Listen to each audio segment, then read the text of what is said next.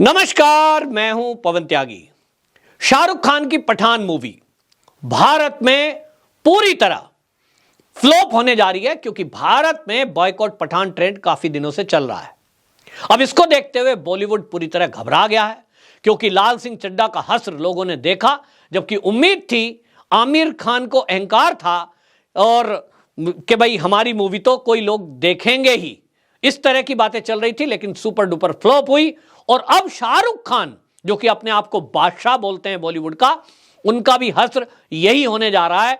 जो boycott Pathan trend चल रहा है उससे, बॉयकॉट पठान से कैसा बॉलीवुड घबराया हुआ है, इसका आइडिया आप इसी से लगाइए कि जब उत्तर प्रदेश के मुख्यमंत्री महाराष्ट्र में गए थे, वहां बॉलीवुड के जो लोग आए थे, उनकी जब मीटिंग हो रही थी तो किस तरह से वो गिड़गिड़ा रहे थे उनके सामने कि साहब आपके कहने से बॉयकॉट ट्रेंड खत्म हो सकता है, आप एक आह्वान कर दीजिए कि लोग इस फिल्म का बॉयकॉट ना करें। हालांकि सीएम योगी ने इस पर कोई टिप्पणी नहीं की और आप देख रहे हैं कि उस मीटिंग को, उस मुलाकात को बॉलीवुड के अब तो हफ्ते से ऊपर गुजर चुका है, लेकिन शायद लोगों की भावनाओं को, और शायद नहीं तो श्योर ही है कि लोगों की भावनाओं को योगी आदित्यनाथ जी अच्छे से जानते हैं। उनका एक पुराना बयान वायरल भी हो रहा है शाहरुख खान को लेकर के, क्योंकि योगी आदित्यनाथ कभी भी ऐसे व्यक्तियों का साथ नहीं देते जो कहीं ना कहीं देश विरोधी एक्टिविटी में शामिल हो। ऐसे में दीपिका पादुकोण, हमने देखा था सीएए के विरोध के समय किस तरह से वो जेएनयू के उस टुकड़े टुकड़े गैंग के साथ खड़े होकर रात को 12 बजे फोटोशूट करा रही थी और एक मैसेज देने का कोशिश कर रही थी कि बॉलीवुड टुकड़े टुकड़े गैंग का हिस्सा है।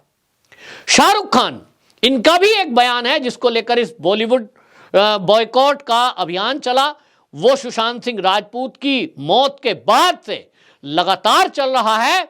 लेकिन शाहरुख खान का वो बयान जिसमें वो पाकिस्तान के क्रिकेटरों के बीच खड़े होकर ये कह रहे थे कि अगर क्रिकेटर में पाकिस्तान की टीम जीतती है तो उनको लगता है उनके अब्बू की साइड जीत गई। इस शब्द को लेकर के भारत के अंदर काफी गुस्सा है और कई प्रदेशों में इसको लेकर धरने प्रदर्शन हो रहे हैं। इस सबको देखते हुए हर तरह के हथकंडे ये शाहरुख खान अपनाने में लगा हुआ है। जहां मीडिया के जरिए एक फर्जी न्यूज फैलाई जा रही है कि साहब विदेशों में तो पूरी सुपर डुपर हिट हो गई है, सिनेमाघरों के हॉल पूरे बुक कर दिए गए हैं। इसके पीछे हमने पहले भी देखा है कि बॉलीवुड वालों ने किस तरह से अपने आप ही अपना पैसा लगा करके, क्योंकि अब आप समझिए, मान लिए फिल्म में 500 करोड़ रुपया लगा है, 500 करोड़ डूब रहा है और ये लोग इतने पैसे वाले हैं कि इनको 100-200 करोड़ का कोई फर्क पड़ता नहीं है, तो बुकिंग करा दे दी, अपनी तरफ से करा दी कि भैया कोल्ड ड्रिंक मिलेगा, पॉपकॉर्न मिलेगा, आप बस आ जाओ। तो इस तरह से विदेशों का हवा दिखाकर, विदेशों की चकाचौंध बताकर, न्यूज बताकर ये भारत में एक मैसेज देने की कोशिश कर रहे हैं कि साहब फिल्म तो बहुत अच्छी है। जबकि हमने फिल्म में देख ही लिया है कि उसका जो ट्रेलर आया उसके बाद तो ट्रोल और ज्यादा ये मूवी हो गई। बुर्ज खलीफा पर इस मूवी का प्रोमो किया गया, ट्रेलर चलाया गया तो हल्ला मचाया कि देखिए ये बॉलीवुड की पहली ऐसी मूवी है इतिहास में जिसका जो प्रमोशन है वो बुर्ज खलीफा पे हुआ। और शाहरुख खान की मूवी का अब लोकप्रियता देखिए, लोग मुबारकबाद दे रहे हैं। लेकिन मैं आपको बताना चाहता हूं कि ये पठान मूवी का बुर्ज खलीफा पर पहला ट्रेलर चला, ऐसा बिल्कुल नहीं है। ये झूठ परोसा जा रहा है। अब इस झूठ का खुलासा मैं करने जा रहा हूं कि बुर्ज खलीफा पर इस पठान के पहले किन किन मूवी का ट्रेलर या उनका प्रोमो चलाया गया है। आपको बताएं, सितंबर 2021 में रणवीर कपूर और दीपिका पादुकोण की मूवी थी 83, उसका ट्रेलर भी बुर्ज खलीफा पर चलाया गया था। 2022 में वरुण धवन की कृति सेनन स्टारर मूवी थी भेड़िया, उसको भी बुर्ज खलीफा पर चलाया गया था। इसी तरह तमिल फिल्म विक्रम और मलयालम फिल्म कुरूप, यह भी बुर्ज खलीफा पर इसी तरह प्रमोशन किया गया था। राम गोपाल वर्मा निर्देशित लड़की एंटर द गर्ल ड्रैगन, यह मूवी का भी प्रोमो यहीं चलाया गया था। अगर मैं बात करूं हॉलीवुड की, तो बॉलीवुड के अलावा हॉलीवुड की मूवी का भी प्रमोशन बुर्ज खलीफा पर हो चुका है। इसमें आपको बता दें, फास्ट एंड फ्यूरियस 9 का प्रोमो बुर्ज खलीफा पर हुआ था, जो कि हॉलीवुड की फिल्म है। इसी तरह वेनम और ब्लैक एडम, इस फिल्मों का भी प्रमोशन बुर्ज खलीफा पर हो चुका है। बताया ऐसा जा रहा है कि जैसे पता नहीं पठान मूवी को देखकर सब लोग ऐसे हो गए कि समझिए बुर्ज खलीफा उनके लिए खाली कर दिया। पहली बार ये मीडिया के जरिए एक हवा बनाई जा रही है, जबकि भारत में इसका कोई फर्क पड़ता नहीं है। विदेशों की कितनी भी सीट फुल हो जाएं, क्योंकि वहां जो कल्चर है विदेश का, उनको दीपिका पादुकोण के वो जो आपने मूवी में देखे हैं ड्रेस जिस पर आपत्ति थी, वो उनका कल्चर है, वो देखना पसंद कर सकते हैं। लेकिन भारत का कल्चर अलग है और भारत के सनातनी, भारत के देशभक्त लोग, राष्ट्रभक्त लोग वो जागृत हो चुके हैं और अब इस तरह की कोई मूवी चलने नहीं देना चाहते। जहां तक बात करूं मैं सीन की, अगर वो सीन पूरा भी काट दिया जाए, दीपिका पादुकोण का वो गाना भी अगर मिटा दिया जाए, तो भी जो दो कारण मैंने बताए, दीपिका पादुकोण का टुकड़े टुकड़े गैंग के साथ शामिल होकर देश विरोधी एक्टिविटी में शामिल होना, देश विरोधी इसलिए कह रहा हूं क्योंकि सीए हमारे देश की चुनी हुई सरकार ने हिंदुओं के, अल्पसंख्यकों के हितों की रक्षा के लिए सिख, जैन, बौद्ध और दलित जो पाकिस्तान में परेशान थे उनको नागरिकता देने के लिए बनाया था।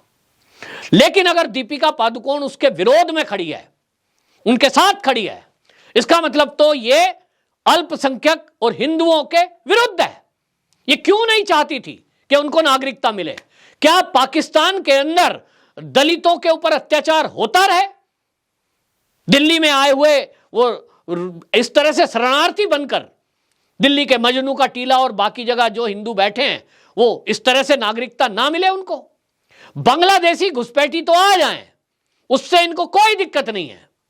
लेकिन अगर हिंदू आ रहे हैं, सिख आ रहे हैं, जैन को यहां नागरिकता दी जा रही है और अगर बौद्धों को नागरिकता दी जा रही है क्योंकि अल्पसंख्यक शब्द उसमें लिखा गया, तो दिक्कत है।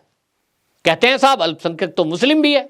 भाई मुस्लिमों के ऊपर अत्याचार थोड़ा ही हो रहे हैं पाकिस्तान में, जो भारत के हैं उन्होंने तो धर्म के आधार पर मांगा। बांग्लादेश में थोड़े ही अत्याचार होते हैं। आए दिन खबरें तो हमने हिंदुओं के विरुद्ध देखी हैं कि लड़कियों को उठा के ले गए, जबरदस्ती धर्म परिवर्तन कर दिया, निकाह जबरदस्ती कर लिया, इस तरह की खबरें आती हैं। तो ये दीपिका पादुकोण को यदि हिंदुओं से दिक्कत है तो फिर सवाल ये है कि वो जो सिख हैं, जैन हैं, बौद्ध हैं, दलित हैं, वो इनकी मूवी देखने क्यों जाएं? और इसीलिए ये बॉयकॉट अभियान चल रहा है। अब शाहरुख खान, जिनको पाकिस्तान अपने अब्बा का देश लगता है, निश्चित रूप से आपको बता दूं, मैं ये पुख्ता खबर नहीं कर रहा हूं, लेकिन मैंने एक टीवी के प्रोग्राम में न्यूज एंकर से सुना जो पाकिस्तान की थी, वो तो ये दावा कर रही है कि उन्होंने बाकायदा किसी व्यक्ति का इंटरव्यू दिखाया कि ये शाहरुख खान के रिश्ते में चाचा लगते हैं, और वो बोल रहे हैं कि ये खान ही नहीं है। एक आप फर्जी नाम लेकर के और किस तरह से यहां प्रमोशन कर रहे हैं ताकि धर्म से आधा इसको जोड़ दिया जाए और उसके बाद पठान से जोड़ दिया जाए और फिर इस नाम पर कुछ मूवी चला दी जाए। मैं इसकी जानकारी की पुख्ता मेरे पास नहीं है जानकारी कि ये पठान है नहीं है, उस विवाद में नहीं पड़ रहा हूं, लेकिन मेरा तो कहना यह है कि जिसके दिल में पाकिस्तान धड़कता हो, ऐसा व्यक्ति भारत में पैसे क्यों कमाए? उसको भारत में हम 1 रुपया भी क्यों दें? और इसीलिए ये जो सवाल है, इसी को देखते हुए मीडिया और सोशल मीडिया पर जनता ये तय कर चुकी है कि इस मूवी का बहिष्कार भी वैसे ही जारी रहेगा। और इसी का नहीं, मैं आपको यह भी बता दूं, इसका नहीं, पूरी बॉलीवुड का बहिष्कार है। और यह आपको बता दूं, मैं जिम्मेदारी से कह रहा हूं, ज्योतिषियों की मैंने भविष्यवाणी सुनी है। कई ज्योतिषियों की चर्चा मैं सोशल मीडिया पर सुन रहा था, वो बता रहे थे कि ये जो बॉलीवुड है ना, इसका बिल्कुल खत्म हो जाना है, क्योंकि इसने ऐसा अत्याचार किया है हमारे भारत की संस्कृति और भारत की सभ्यता को मिटाने के लिए। इन्होंने पूरा तहस नहस करने का प्लान किया था और एक नैरेटिव चलाया, तो अब इनकी पोल खुली है तो लोगों में गुस्सा है। यहां जो नेपोटिज्म है, इसको लेकर सुशांत सिंह राजपूत की हत्या जब हुई, लोगों का गुस्सा और बढ़ा और इनमें से कोई नहीं बोला। सुशांत को लेकर कोई नहीं बोला। सीएम योगी की मीटिंग में जिस तरह से ये जो बॉलीवुड के कलाकार हैं ये गिड़गिड़ा रहे थे, इनमें से तब कोई नहीं आया। तब कहां थे ये? इनको सुशांत की मौत का कोई दर्द नहीं हुआ। आज मूवियां फ्लॉप हो रही हैं तो इनको दर्द हो रहा है, केवल एक व्यक्ति या एक परिवार का या एक ग्रुप का। ये जो बॉलीवुड में चल रहा है अब जनता समझ गई है, और इसलिए बॉयकॉट पठान भारत में तो सुपर डुपर फ्लॉप होगी। और जिस तरह का फर्जीवाड़ा फैलाकर ये प्रचार किया जा रहा है वो मैंने आपको बता ही दिया कि बुर्ज खलीफा पर प्रमोशन होने वाली ये पहली मूवी नहीं है। हॉलीवुड और बॉलीवुड की कई मूवियों के प्रमोशन वहां हो चुके हैं। तो इस नैरेटिव में आप ना फंसें और बॉयकॉट बॉलीवुड ट्रेंड ये जारी रहे, और बॉयकॉट पठान निश्चित रूप से जारी रहे। लोगों को समझाना आप जारी रखिए कि एक भी व्यक्ति ऐसे लोगों की जेब में पैसा डालने का काम ना करे। किसी गरीब को सर्दी हो रही है, कपड़ा दे दीजिए, किसी भूखे को रोटी खिला दीजिए, वो पुण्य का काम होगा। लेकिन अगर आपने 100, 200, 500 रुपए का टिकट खरीदा, उनमें से इन देश विरोधी एक्टिविटी करने वालों की जेब में वो पैसा गया, तो क्या आप समझते हैं कि ये कोई धार्मिक काम करने वाले हैं? आज तक सुना आपने? पाकिस्तान में बाढ़ आएगी तो ये पैसा देंगे क्योंकि इनका दिल तो वहीं के लिए धड़कता है। भारत में भी बाढ़ आती है, बिहार में हर साल बाढ़ आती है। कितना पैसा शाहरुख खान ने आज तक बिहार के बाढ़ पीड़ितों को दिया? उत्तराखंड में बाढ़ आई, कितने पैसे इन्होंने उत्तराखंड के बाढ़ पीड़ितों को दिए?